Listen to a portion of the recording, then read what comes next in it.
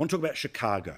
Chicago is a great city in the United States, but it is absolutely ruined with gun crime and gang crime. They have a horrible murder rate and shootings go through the roof, including of kids every single day. Yet, because the people in charge of Chicago wish to be woke, wish to play to Twitter, wish to make sure that they kiss the ring of the protesters, last year they cut the budget to their police force. I also reject the false narrative that it either fund the police or fund communities. We must and can do both.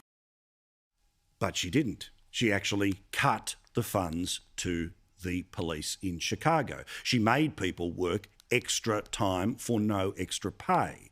She has been one of the many politicians who, when faced with a choice of supporting law enforcement or wishing to make the most of every single mistake made somewhere else in the country, she has chosen the latter.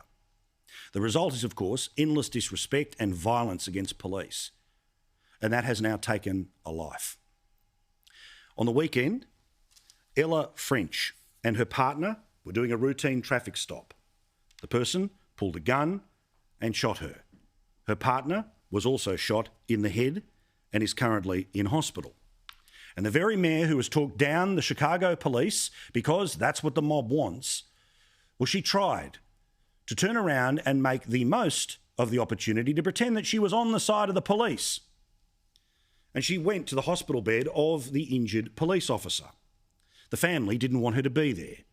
The police union told her not to turn up.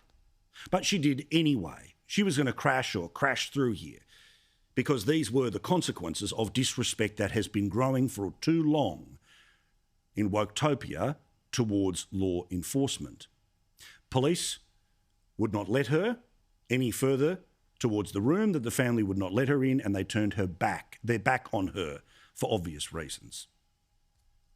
When the mayor, against the wishes of the family, proceeded up to the 7th floor of that hospital, she was given a little advice by the officer's father, who was a recently retired CPD member. And he let her know what he thought, and he didn't appreciate her coming up there. And the officers on that floor, when she went to approach them, all turned around, faced the other way, and took a couple steps away from her.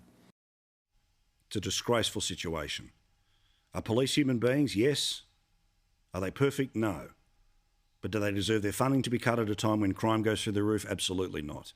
And do you get to be the politician who plays both sides, protesters, and then pretending to care about the very people put in danger by fewer officers and less money? No. Good on the cops.